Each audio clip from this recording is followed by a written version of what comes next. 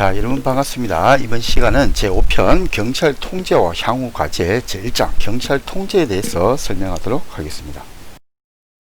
자, 그럼 먼저 우리는 경찰 통제가 왜 필요한가 라는 것입니다. 그죠? 자, 거기 보면 이제 연방주의자의 보고서 The Federalist Paper라고 합니다. 그죠? 제임스 메디슨이 얘기를 하면 사람이 천사라면 정부는 필요 없을 것이다. 천사가 사람을 지배하게 된다면 행정부에 대한 내부 또는 외부 통제 모두 필요 없을 것이다 라고 얘기를 합니다. 그래서 이게 이제 반대죠. 결국엔 사람은 이 천사가 통제하는 게 아니기 때문에 인간은 그 체크 앤 뭐 통제와 뭐 지시, 그죠? 컨트롤 앤 오더, 그죠? 일단 체크 앤 밸런스, 그죠? 또 뭐 통제와 균형, 그죠? 뭐 하여튼 이런 것이 필요하다라는 거죠. 이게 그래서 결국 이 절대 권력은 절대 부패한다, 그죠? 그래서 통제가 없으면 인간은 결국에는 부정과 부패 여러 가지 문제를 이야기하기 때문에 반드시 통제가 필요하다, 그죠? 그 통제에는 내부 또는 외부 통제가 반드시 필요하다, 뭐 이런 얘기입니다. 그게 이제 이 아주 오래전인 연방주의자 보고서에서도 이렇게 나왔다, 그죠? 사람이 천사라면 정부는 필요 없을 것이다. 천사가 사람을 지배하게 된다면 행정부에 대한 내부 또는 외부 통제 모두 필요 없을 것이다. 근데 결국에 천사가 지배하는 게 아니기 때문에, 그죠? 우리는 반드시 통제가 필요하다라고 얘기를 합니다. 자, 그러면 먼저 경찰 통제에는 민주적 통제와 사법적 통제가 있습니다. 자, 민주적 통제는 뭐냐면 우리가 민주주의 이런 얘기를 하지 않습니까? 그죠? 그럴 때 가장 핵심적인 두 가지입니다. 결국은 민주적 정당성과 하나는 정치적 중립입니다. 그래서 민주적 정당성은 뭐냐라고 했을 때는 국민이 통제에 참여를 하게 되면 민주적 정당성이 있다라고 얘기를 합니다. 그래서 이 민주적 정당성을 가지고 있다. 그런 민주적 통제다. 이렇게 얘기를 합니다. 그래서 우리는 흔히 얘기할 때 선거에 가지고 있으면 무조건 민주적 통제가 가능하다라고 얘기를 합니다. 그래서 국회, 입법부죠. 그 민주적 그 정당성이 있다. 또 대통령, 우리 국민이 직접 뽑죠. 그래서 민주적 정당성을 가지고 있다. 그죠? 그러면은 그런 선거에서 뽑힌 사람들이 여러 가지 기관을 통제할 때 우리는 민주적 정당성을 가지고 즉 우리 선출된 권력이, 그죠, 통제를 하고 있다, 뭐 이렇게 얘기를 합니다. 그래서 우리나라 같은 경우는 아직 이제 국방부가 문민 통제라 그러죠. 국방부 장관, 군인 출신이 지금 현재 우리나라는 전부 다 국방부 장관을 하고 있습니다. 근데 이제 미국이라는 다른 데 보면 뭐 국방부 출신이 아닌 전혀 다른 사람, 그죠? 심지어 여성이 국방부 장관을 하기도 하고, 그죠? 뭐 이런 경우가 많죠.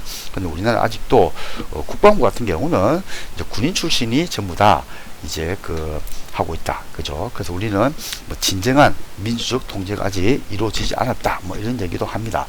거기에 이제 따르면 우리 이제 경찰청장, 그죠? 또 국세청장, 그리고 검찰총장, 그죠? 국방부 장관, 아직 여기는 진정한 민주적 통제가 아직 이루어지지 않았다라는 평가를 합니다. 왜냐? 군인 출신 말고, 경찰 출신 말고, 국세청 출신 말고, 그죠? 전혀 다른 사람이 거기 장으로 가가지고 이렇게 지휘 통제를 해야 되는데 아직 우리나라는 거기까지는 이루어지지 않았다, 달성이 되지 않았다, 뭐 이런 얘기를 합니다. 자, 어떻게 됐든 민주적 통제는 이제 절차적 통제입니다. 그죠? 사전 통제냐 사후 통제냐 했을 때 우리는 사전 통제를 강조하게 됩니다. 그래서 우리 도입된 제도, 그죠? 우리나라 말고 다른 나라 보면 경찰위원회, 자치경찰제도, 경찰 책임자 선거제도, 그죠? 특히 선거가 굉장히 핵심이죠. 근데 우리나라는 자치경찰제는 도입 예정이고, 그죠? 지금 현재 우리나라에서 도입된 제도는 경찰위원회 제도, 경찰법에 해가지고 또 국민감사 청구제도, 그죠? 부패 방지 및 국민 권익에 관한 법, 뭐 이런 게 있죠. 거기 해가지고 국민들이 여기 기관이 뭔가 잘못됐다, 그럼 여기 감사를 해주십시오 라고 청구할 수 있습니다. 그죠? 자, 그 특징은 민주적 정당성과 정치적 중립을 강조하게 된다. 그죠? 저 사법적 통제가 있습니다. 그죠? 여기도 보면 소송, 그 중심은 이제 우리가 어떤 그 실체적인 통제, 그죠? 사전 통제보다는 이미 그 법원이 개입했다는 것은, 그죠? 우리가 사후 통제죠. 이미 일이 발생하고 난 다음에 통제하는 거죠. 그 도입제도는 국가배상제도, 국가배상법에 해가지고 행정소송제도, 또 행정소송법, 그죠?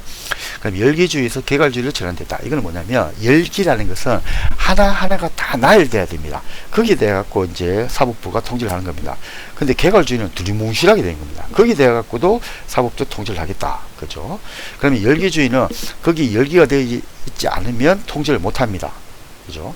예를 들어 가지고 경찰이 음주 단속을 한다. 그러면 음주 단속 0.03, 0.05, 0.07, 0.01 뭐 이렇게 나열이 되다. 나열이 돼야지만이 이제 그 사법부가 0.03이 맞냐, 0.025냐, 0.029냐 막 이런 거 따진다는 거예요. 나열이 됐을 때.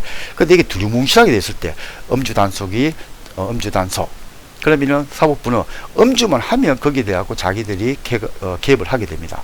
그러면 나일이 됐을 때하고 개괄로 됐을 때하고 차이점이 뭐냐 그러면 나일이 되어 있다는 것은 나일이 되지 않은 것에 대해서는 사법부가 심사를 못 합니다.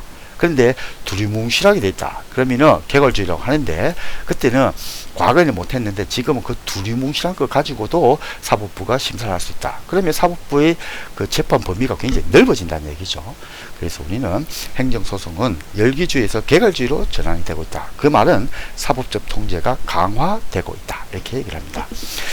자, 그래서 특징은 또 보면 사법부의 행정부 통제를 강조하게 됩니다. 그죠? 그래서 우리나라 같은 경우는 국가배상제도, 그죠? 행정소송은 행정소송법, 뭐 이렇게 되어 있다. 그래서 이제 사법 통제는 사전 통제가 아니고 사후 통제다. 그죠? 이게 특징이다. 자, 그 다음 또, 이제, 사전 통제와 사후 통제가 있습니다. 그죠? 그럼 이제 통제 시점이다. 미리 하면 사전이고, 나중에 하면 사후가 되겠죠. 그래서 사전은 행정절차법상 입법 예고니까, 미리 예고편 띄운다. 그죠? 그 사전이 되겠죠. 그래서 행정예고제, 국회 입법권, 법을 갖다가 미리 만들면 어떡합니까? 그 만들어진 법에 따라서 우리 경찰 영향을 받죠.